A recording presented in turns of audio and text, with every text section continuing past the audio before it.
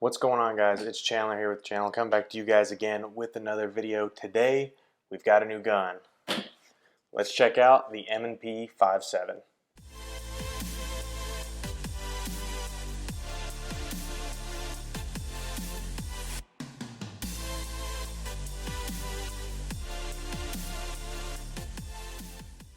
So lo and behold, thank goodness you get an actually decent case instead of a cardboard box. When you get this, you're going to get a bunch of stuff with it, product information and registry for your warranty, a little card here that came on the firearm itself, giving you a little bit of the features over it, and then your manual. Then of course you have the main event, and as you can see, the M&P 5.7. Drop that magazine. It is clear, nice bright orange follower, but it does come with two magazines with the pistol itself. You can see one here, and I've got another one loaded with those little Hornets, the 5.7, right there in those 22 round magazines. And you get this wonderful little apparatus here. This is a magazine, actual speed loader, believe it or not. Then of course the gun itself, which I think looks absolutely incredible. So something really interesting about this gun is the technology that Smith and Wesson has put into it. It's actually pretty wild. It's gas operated. Let me show you what I mean. When you go to unlock this, it has a really wild unlock for the barrel mechanism. You can see that right there. It slides out of that little groove at the top of the slide and unlocks that way. It's actually pretty wild. And it's a two-piece barrel. So we've got the pistol tore down, and here we have the barrel itself. What it does is rotates out and separates. So this is an outer barrel, which just houses everything else. It's got the threads on it, 1/2x28, and then the main housing. And then your inner barrel, which is actually the barrel the bullet travels down, has a gas port on it. So instead of the simple direct blowback, you've got the gas port there, and you've got these rings around the outside of that barrel, and that way it channels the gas back to release the outer barrel and reciprocate the slide. So something really cool from that. And of course your feed ramp and everything's on your inner barrel. So it unlocks when you fire it, and then to clean it, you pull it all the way out. It stays locked together. You can see how this little notch is on the slide as well, so that little groove fits right in there. Once the bullet passes by this port, this gas port on the very front, that's when the unlock starts.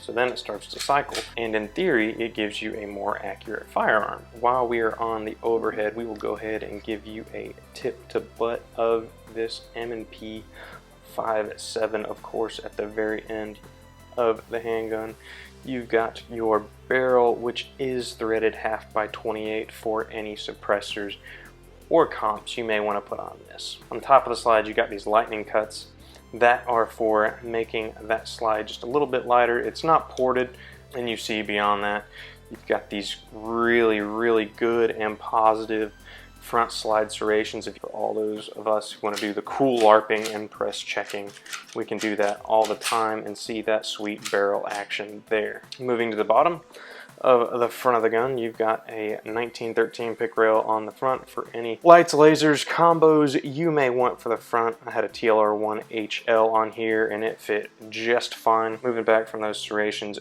and the pick rail, you've got this new tempo barrel system. I haven't got a chance to take this to the range yet, and I'm really sad about that. I've been able to shoot an FN 5.7 before, and the recoil impulse on that is extremely light. So we'll move back from that down to our slide release. This is a fully ambidextrous gun. You can switch it either way with a swap of the magazine release. After that, we move to our trigger. It's not the old hinged M&P trigger, it's more of the performance center style trigger. And so this is a flat face trigger that breaks vertical, as you can see there. And if you want, let's just go through this really quick on this take up. Really nice clean take up, not a lot of grit in there. There's a little bit, you can kind of see right there where it comes up a little bit, but once you hit that wall, you're there, and then it breaks. Reset, it almost pushes your finger out. It's amazing. So this trigger is pretty dang light. This is actually an internal hammer fired handgun, so it is an internal hammer on the handgun instead of a striker fired handgun. It's better than the VP9's trigger right out of the gate, but not as good as a 1911 trigger.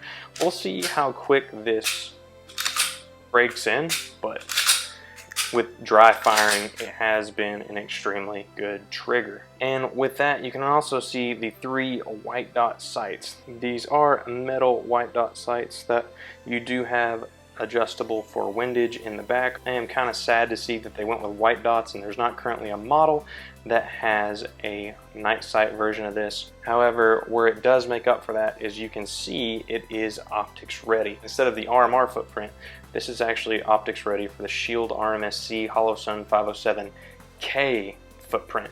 And that is because of just how dang narrow this handgun is. It's just over an inch wide. Stepping away a little bit from the gun itself is you do have this magazine, holds 22 rounds. You do have the bright orange follower so that when you are firing and you are out, you can see that bright orange.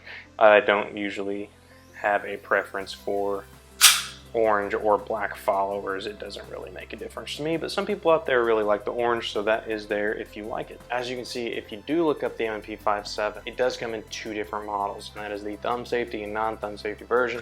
As you can see, mine does not have a thumb safety on it. That's not something I wanted. I felt comfortable enough with the internal safeties and trigger safety that you can see here on the firearm. That was good enough for me. However, if you are wanting to have a thumb safety on it, they do offer a model in that if you would like. I'm extremely excited just by what I can go off of the quality of it. I'm very excited to get into the new barrel system to see what it's like to shoot. One of the cool things about 5.7, and I'm going to do a full 9mm versus 5.7 caliber comparison that we'll add to the other caliber comparison series here on the channel, but it carries some really cool ballistic advantages that 9mm does not. Well, maybe not ballistic advantages, but armor defeating advantages from this little caliber right here. So stick around for that. Everything from the first impressions, from the gun, the magazine, the parts, how they interlock, seem like it's going to be a home run. The only thing that seems a little odd is there is a gap that is larger than most on this slide. And I'm not really sure why. We'll see if that does anything to affect the performance of the pistol when gunning with it. So that's gonna about do it for this video, guys. I'm sorry I don't have any shooting footage with this yet. There is a lot out there. I just haven't had a chance to do it yet. This is not a review. This is barely an impressions. That will come after I get some shots and a trip to the range with it. As always, if you like this kind of content, let us know in the comment section down below. Like and subscribe if you want to support us here on the channel. We appreciate it very much. If you leave a comment down in the comment section below, we do get back with you as soon as we can, as always. We are getting a few more comments now with the growth we've seen in the channel in the past month and a half. It has been insane, so be patient with us on that, but we appreciate it and we will get back to you. As always, this has been Chandler with Range Day, where every day is Range Day. Thanks for watching, and have a good one, guys.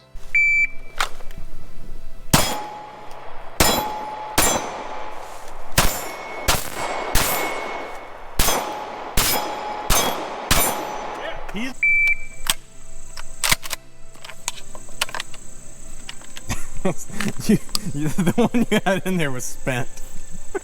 I'm dead.